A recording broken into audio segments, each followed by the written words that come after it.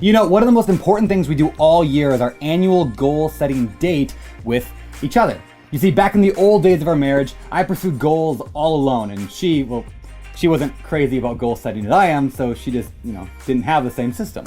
It's not that I didn't set goals, I just wasn't as super organized and deliberate as you.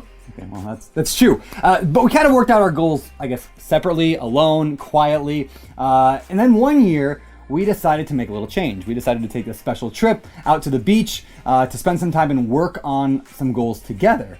At that first goal planning date, we really started to move together as a team towards some common goals as well as individual goals. We got on the same page about really what was important to one another, as well as we really came up with some family goals that we could strive to together. In fact, it was actually at that first goal-setting date that we said we wanted to have a house in Hawaii with an extra unit where family and friends could come visit. Yeah. And today we live in Hawaii with an extra unit where friends and family can come visit. Yeah, which is awesome. I think my parents are coming out next week and my sister the week after that. I mean, it's almost like magic, right? But it's not. See, what it is, it's the power of intentionally planning one's life. And doing so together as a couple just makes it like 10x. So my name is Brandon Turner, host of the BiggerPockets podcast. This is my beautiful wife, Heather, co-author of the book on managing rental properties that we wrote together. And in this video, we're going to lay out some of the simple agenda items that we've done on our goal-setting dates so that you can do them on your own goal-setting dates with your spouse or significant other. All right, so first, let's talk about this date. Now, ideally, take a few days to do this. Like, go somewhere magical, like go to the beach, or get a nice little resort, or go to a cabin in the woods. Really spend some alone time together on a magical little journey. But life's rarely ideal, so you gotta do what you gotta do. If you can only escape from the pressures of kids and work for a couple hours at Starbucks or in the living room when the kids go to bed, do that. Yeah. But just try to make it special. Yeah, I mean, most of ours are like a few hours at a nice restaurant. Now, here's a simple agenda that you can follow for this goal-setting date. First, commit to the work. In other words, turn off the phones and turn off all the distractions around you. Commit to one another, to being present for the process. Set your intentions for the date. Like, what do you hope to get out of it?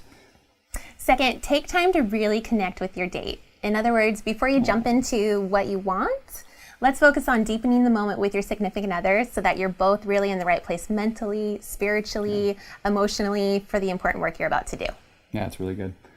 All right, so now this might kind of sound, foo-foo and all that, but here's what we mean by this. It means, talk with one another about the other person's strengths. What did you see them knock out of the park in the past year? What do you really admire about them? Where have you seen them grow the most in the past year? What's your favorite memory together from the last year? What makes the other person feel the most alive or in flow during a given week? That's a really good question. So take time to talk through these questions and honestly, keep it encouraging, keep it positive, no criticism, no judgment here. Okay, now we want to move on to creating this family vision or this couple vision. In other words, what sounds amazing for your life together 5 years down the road? Like, this is your time to dream about what an incredible relationship or what an incredible life or what an incredible business looks like. And don't worry about the how, just focus on what sounds amazing. Like, think of it this way. You're an artist at a blank canvas. So what sounds spectacular? More time traveling, a paid off mortgage, 100 grand in the bank, 3 more kids, hanging out with each other more often in the evenings, watching more Netflix, chilling more? I don't know. Getting more quiet candlelit baths, quitting your jobs, like working together on a business. Yep. So take some time to really think through that vision for you and your significant other. And that will help you establish your goals for the year, which we'll get to in a second. And don't just talk about what you want, also dig into the why. That's so important. Why is it important to you? Push the other person to really find out what their motivations are. Like, why are they envisioning that thing for themselves? So as you establish this vision for you and your family, think about the 6 F's of life. There's your finances, your family, your friends, your fitness, your faith, or you could say mindset, and your freedom.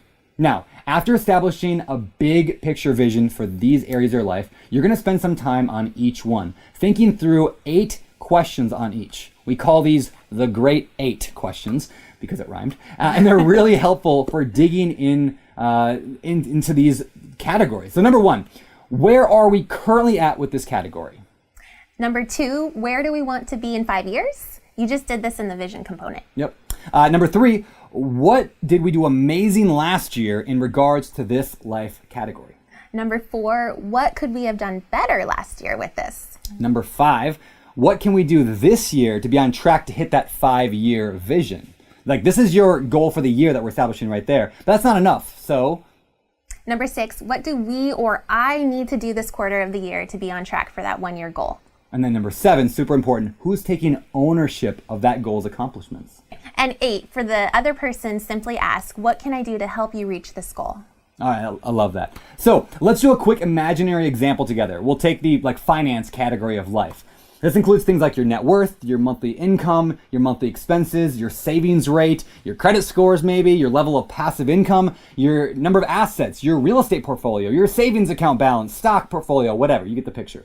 So let's do an example of a fictional, maybe husband and wife who's sitting at their goal setting date working through this. You want to start with the question? So number 1, where are we currently at with this goal? All right, so we're going to say that we have a net worth of $100,000. We have passive income of $1,000 a month. Let's say we own 3 rental properties and we currently save about $1,000 a month. Where do we want to be in 5 years and why? All right, so in 5 years, we want to own 30 rental units with an average monthly profit of $150 per month per unit. That's going to be a total of then of $4,500 a month in completely passive income. That's going to enable one of us to quit our jobs, which allows us to homeschool all of our kids and travel more, giving our kids lessons that will really set them on their own course for an abundant life. You see the why that I put in there? Number 3, what did we do amazing at last year in regards to this life category? Ooh, all right, so last year, we'll say that this imaginary couple bought 1 rental property. That's awesome. Let's celebrate that. What could we have done better last year with? We didn't even start looking for one until October. Didn't even know what BiggerPockets was, or never read a book on real estate until October. We could have bought more had we started earlier in the year. Number 5, what can we do this year to be on track to hit that 5-year goal? Our goal for the year is to, let's say, buy our first small multifamily property, maybe like a 4-plex this year. Number 6, what do we or I need to do this quarter of the year to be on track for that 1-year goal? So I would say we would need to have $40,000 saved by the end of the quarter. We need to get also pre-approved for a rental property mortgage. And who's taking ownership of this goal's accomplishments? Let's just say one partner, we'll split the two. One partner is going to take the lead on controlling expenses in the relationship. They're setting aside the savings, monitoring the budget, getting pre-approved for that mortgage. The other partner will take the lead on earning more money because they're not going to have enough just by saving. So they're going to earn an extra $20,000 from a side hustle this year to meet that savings goal, or at least in this quarter, get set up for that. And finally, for the other person, simply ask, what can I do to help you reach this goal? All right, now I love this question. This is where the couple finds out what they can do to assist the other person. For example, the partner who's in charge of controlling expenses, or the budget master, right? They might ask for help from the other person and say, look, I really need you to, stick with the budget that I create. That would be helpful for me. And the person would say, wow, I totally get that. I can do that for you. And now you're working at the goal together. Now, that was just finances. And now it's time to go through the other F's life category, the life category F's. I need a fancy name for that. The other F life categories that we talked about. So family, that includes your relationships with one another, your kids, your extended family, mom and dad, brothers, sisters, stuff like that. There's friends. Friendship is such a vital part of life, but busy adults tend to relegate that to the someday pile. So take that time to examine where your current state is with friends. Do you have enough friends? What are you doing to get more friends and deepen your relationships with the friends that you have? And where do you want to be? Fitness. Talk about your current body, how it is, and how you want to be. Yeah, and leave out the self-judgment. It's not about where you've been, it's about where you want to go. It's not like, oh, I'm so ugly. It's like, where do you want to go? And consider this. Set a process goal for this one in the area of your life. In other areas too, maybe you need a process goal rather than an outcome goal. In other words, rather than I'm going to lose 20 pounds, you might say I'm going to work out 5 times a week. Or I'm going to hire a food coach. Or I'm going to hire a personal trainer. Those are process goals. Faith and mindset. We connected these two together because A, faith and mindset are so closely related. And B, not everyone has a religious faith, but everyone has a mindset about the world and their place in it. And C, because mindset didn't start with an F, well, you get it. So in this category, basically look at your life like, things like your charity to others, how much money you're giving away to others to help others, your volunteering, your prayer or meditation life, your reading habits, education habits, your church habits, and any other spiritual or mindset disciplines you'd like to improve on, change, or add to your life. And also look at your general mental state, your happiness, your love for yourself and others, and your general outlook at life. Finally, freedom. This is the area of your life when you look at your life from a am I living the life I desire standpoint. So like, are we working the kind of jobs we want to work? The number of hours that we want to work it at? Are we taking the vacations that we want to take? Are we having the adventures that we want to do? Are we taking the time needed every day, every week, every month to slow down? Are we taking enough minutes every day to rest? I mean, are we sleeping enough? No. No. In other words, we have a 1-year-old. In other words, this last freedom category is a bit of a catch-all for everything else we haven't yet covered in the other categories. Now, after going through the great 8 questions for each of these life categories, ideally both of you are on the same page when it comes to this goal, as well as who is taking ownership of each aspect of the goal. Now, even if the goal is completely owned by one person, and the other person is completely off the hook on it, both parties now understand the other person's goals, their motivations, their intentions, their plan to get there. And they can be there for moral support, for encouragement, and some accountability if so desired. Now we want to end this video with 2 quick tips. All right, first, number 1.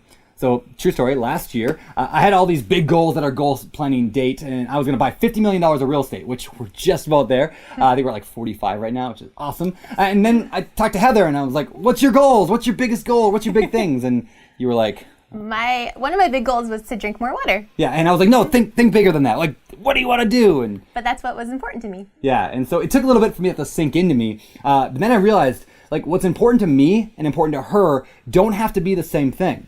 A personal goal needs to be impactful to the person setting the goal.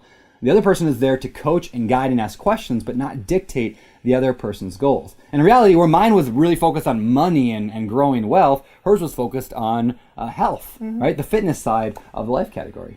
And the second tip, don't let this just be an annual thing. While at the goal setting date, plan monthly and quarterly dates right then and there for reviewing these goals. Yeah, and then go put those dates on your calendar so you know that they'll actually get done. You know, because one of the biggest problems that we found early on and that most people have found is that setting annual goals, they just get quickly forgotten. But when you review those goals regularly, you'll both dramatically increase the level at which you're living the life of your dreams. Now, hey, if you found this video helpful, please do us a quick favor and hit that thumbs up button. This is the first time I think I've got you on a video, so give Heather a thumbs up or a heart or whatever's below the video. Follow BiggerPockets everywhere at BiggerPockets, YouTube, Instagram, wherever else you hang out online. And if you want to follow me personally, I'm at Beardy Brandon on Instagram, Facebook, and now TikTok. And I don't really have a place for you to follow me. So I guess just pick up our book, or you can find me through Brandon. There you go. So for BiggerPockets.com, my name is Brandon Turner, and this is Heather Turner. signing off. You did it!